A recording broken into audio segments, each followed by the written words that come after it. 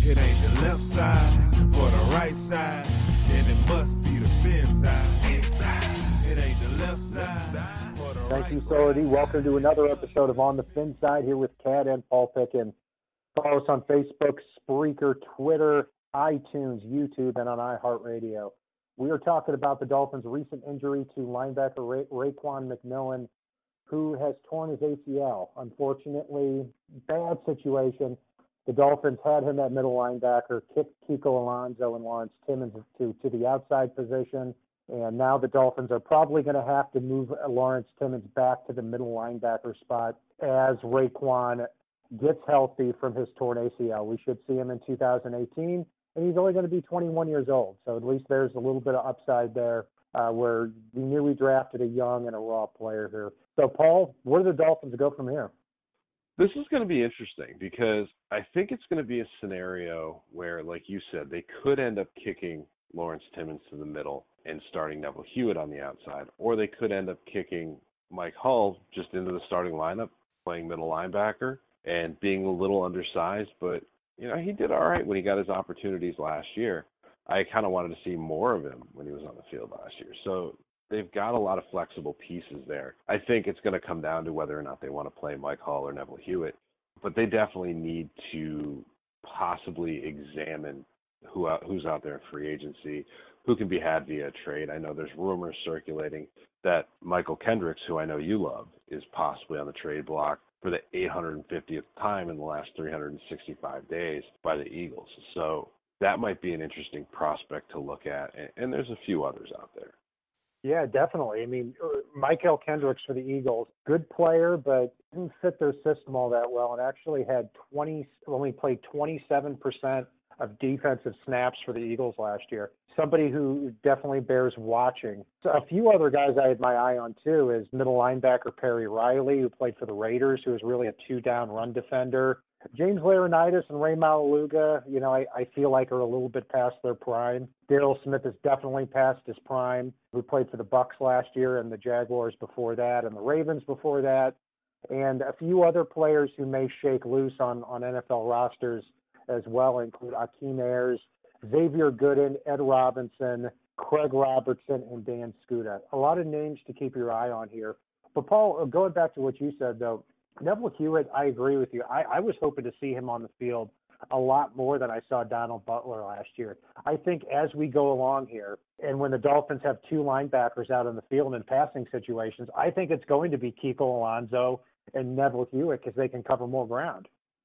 It's very possible, but a dark horse here, and I know I'm going to sound outrageous saying this, but a dark horse here potentially that's already on the roster could be Deon Lacey. I don't expect it to happen, but he's a guy that I wound up really impressed watching him play. And even though he's a little bit raw, I'm going to be keeping my eye on him throughout the next couple preseason games and seeing if he continues to play like what I saw in Atlanta and possibly even better, because he could be a guy that could steal some snaps here and get out on that field with the ones if he continues to show that progress. So they've got some exciting young kids. They're not names that anybody at home is going to get excited about and start drooling about, but they do have some young players on the roster here that may be able to step in and hold down an impact until Raekwon can return next year. And possibly, hey, if they play well, oh no, that's a terrible problem to have Kiko Alonso, a 21-year-old Raekwon McMillan, and oh yeah, the guy that's on the last year of his 2-year contract in Lawrence Timmons battling it out with a guy like Deon Lacey or Mike Hull or Neville Hewitt if they play well this year. That's always interesting because next year, you're right, the silver lining in this is the Dolphins are going to lose Raekwon McMillan for the year and probably Isaiah Ford. Now when we get to next year after the Dolphins have their 2018 draft class, we can figure in that we're going to get two drafted players back as well. The linebacker position is interesting, Paul, because in our final 53-man prediction that we had, the only real disagreement we had after the first four of Kiko, Lawrence Timmons, Mike Hull, and Neville Hewitt is I had Trevor Riley making the team as the fifth linebacker, and we only keep 5 linebackers. You had Lacey and also another guy named Chase Allen making the team. Yeah, I think, and part of my reason for having the two of them make the team in keeping 6 linebackers. A, was Gase's enjoyment in using linebackers in special teams, which is a good move because linebackers are typically decent tacklers.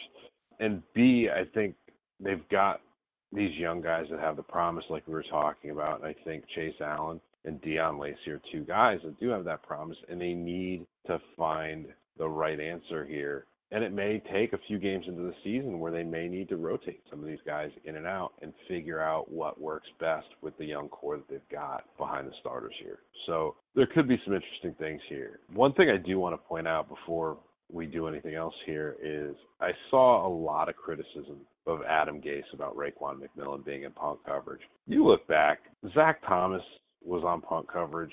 He was on special teams.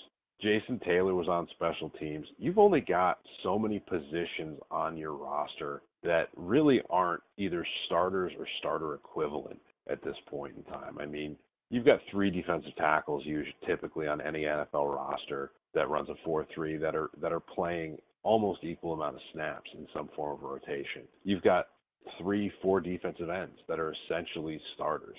You've got your linebackers. You've got, you're not going to play any offensive linemen in punt coverage or kickoff coverage. You're not going to play very many defensive linemen. I won't say any because there are some defensive ends that can do it well. But you're limiting yourself down out of a 46-player game day roster. You've got about 30 equivalent starters. So some of them are going to play special teams. It's not the wrong decision. It's something that a lot of guys did earlier in their careers. I think it was Hal Habib pointed out. You look at the Steelers. Their best player returns punts, one of the most dangerous positions to be in. So it's a scenario that an unfortunate accident occurred. You can't be out there second-guessing it. You can do that with almost any injury that occurs anywhere at any time. Well, I got to say, I was one of the people that definitely second-guessed it. But I'll admit it was more of an emotional response to it because, when you're the starting middle linebacker, and it was not a competition anymore. McMillan was the starting middle linebacker. I think at that point you need to take him off special teams and preseason games. But it is not, I've learned it is not uncommon for him to be out there. But because the special teams play like that is the one that you're most injured on. Kick returns and punt returns are the ones that you're most injured on.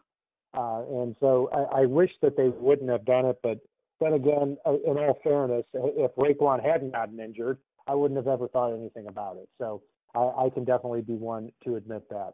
So get well soon, Raekwon McMillan. We look forward to seeing you here in 2018. And that will do it for our breakdown of the linebacker spot following the injury to Raekwon McMillan.